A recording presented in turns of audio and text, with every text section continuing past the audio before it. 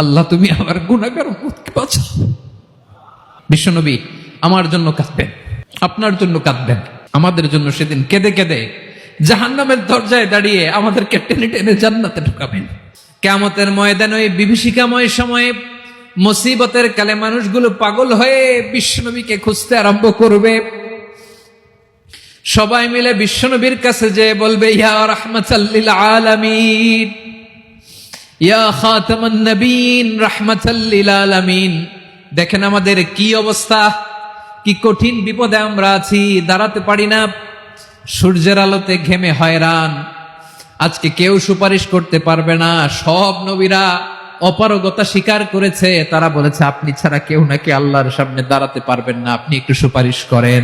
বিশ্বনবী বলবেন, আসো আসো, আজকের দিনে আমি ছাড়া আল্লাহর সামনে কেউ দাঁড়াতে পারবে না। বিশ্বনবী মাকামে মাহমুদে যে আল্লাহু আকবার বলে সিজদায় লুটিয়ে পড়বেন, আল্লাহ রাব্বুল আলামিন বিশ্বনবীকে এমন কিছু চমৎকার শব্দ শিখাবেন, ওই শব্দগুলো দিয়ে আল্লাহর প্রশংসা করে বিশ্বনবী কাঁদতে আরম্ভ করবেন। বিশ্বনবী এমন ভাবে অজর দ্বারায় সিজদায় লুটিয়ে পড়ে কাঁদবেন, রব্বুল আলামিনের রহমতের দরিয়ায় জোশ লেগে যাবে।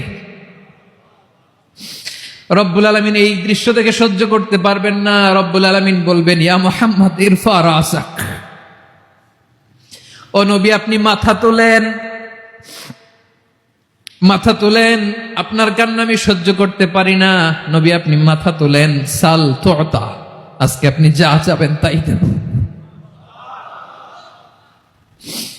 নবী আপনি সিজদা থেকে মাথা তুলেন, সাল তুতা, যা চাবেন তাই দেব। ওয়াশফা তুশাফা, যার জন্য সুপারিশ করবেন তার সুপারিশ কবুল করে নেব। বিশ্বনবী এবার মাথা তুলবেন। যে বিভীষিকাময় সময়ে প্রত্যেক নবী বলেছেন আমি পারবো না, প্রত্যেক নবী বলেছেন নফসি নফসি, আমার কি হবে আমি জানি না, আল্লাহ আমারে বাঁচা। প্রতিটি নবী বলবেন নফসি নফসি, আল্লাহ তুমি আমারে বাঁচাও, আমারে বাঁচাও। বিশ্বনবী মাথা তুলবেন, তুলে বলবেন রব্বি হাবলি উম্মতি, আল্লাহ তুমি আমার গুনাহগার উম্মতকে বাঁচাও। এই দুনিয়ার বুকে রব্বুল আলামিন সব নবীকে একটা করে দাওয়া মুস্তাজাবা দিয়েছেন, মানে যে দোয়া করলে কবুল হয়ে যায় সাথে সাথেই। দাও বিহা, দুনিয়ার সব নবীরা ওই দোয়াটা দুনিয়ায় করে ফেলেছে। সব নবীকে আল্লাহ একটা করে দোয়া দিয়েছেন, নবী দোয়া করলেই কবুল। সব নবীরা ওই দোয়া করে ফেলেছে দুনিয়াতে। বিশ্বনবী বলেন আমি করি নাই। ওয়া ইন্নী আখতাবিউ দাওয়াতি শাফাআতান লি উম্মতি ইয়াউমাল কিয়ামাহ, আমার ওই স্পেশাল দোয়াটা আমি দুনিয়ার পক্ষে কঠিন বিপদে পড়েও কোনোদিন করি নাই। আমি আমার স্পেশাল দোয়াটা কিয়ামতের দিন আমার গুনাহগার উম্মতকে সুপারিশের জন্য রেখে দিয়েছি।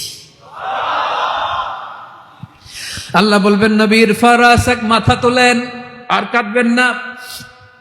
বিশ্বনবী মাথা তুলবেন, আল্লাহ বলবেন সাল তুতা, আপনি যা চাবেন তাই দেব। ওয়াশফা তুশাফা, সুপারিশ করেন, সুপারিশ কবুল করব। বিশ্বনবী বলবেন আল্লাহ ওই স্পেশাল দোয়াটা দুনিয়াতে করি নাই, আজকে আমি তোমার দরবারে দাঁড়িয়ে কিয়ামতের দিন ওই দোয়াটা করছি। আল্লাহ আমার যে উম্মতের হৃদয়ে যাররা পরিমাণ ঈমান আছে, আমার একটা উম্মতকেও তুই জাহান্নামে ঢুকাতে পারবা না।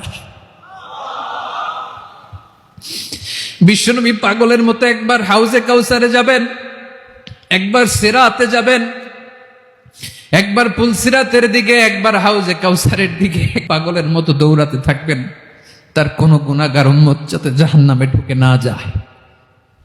সেদিন কেউ সুপারিশ করতে পারবে না বিশ্বনবী ছাড়া। এজন্য 5 নম্বর আল্লাহ বললেন মান যাল্লাযী ইয়াশফাউ ইনদাহু ইল্লা বিইযনিহি, কার সাহস আছে, কার এত বড় বুকের পাটা কিয়ামতের কঠিন দিন আল্লাহর সামনে দাঁড়িয়ে সুপারিশ করবে? কারো ক্ষমতা নাই, কারো ক্ষমতা নাই। বিশ্বনবী সেদিন সিজদায় পড়ে উম্মতের জন্য কাঁদবেন, সবাই কাঁদবে নফসি নফসি, আল্লাহ আমারে বাঁচাও, আল্লাহ আমারে বাঁচাও। বিশ্বনবী বলবেন উম্মতি উম্মতি।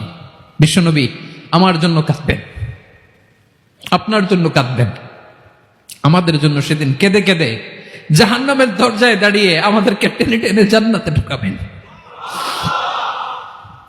এজন্যই বিশ্বনবীর ভালোবাসা যেন আমাদের হৃদয়ে ভরপুর থাকে। আমার ভাইয়েরা, প্রতি শুক্রবার বিশ্বনবীর উপরে বেশি বেশি যেন আমরা দুরূদ পড়ি। আমরা যখন বিশ্বনবীর সালাম দেই, দুরূদ পড়ি,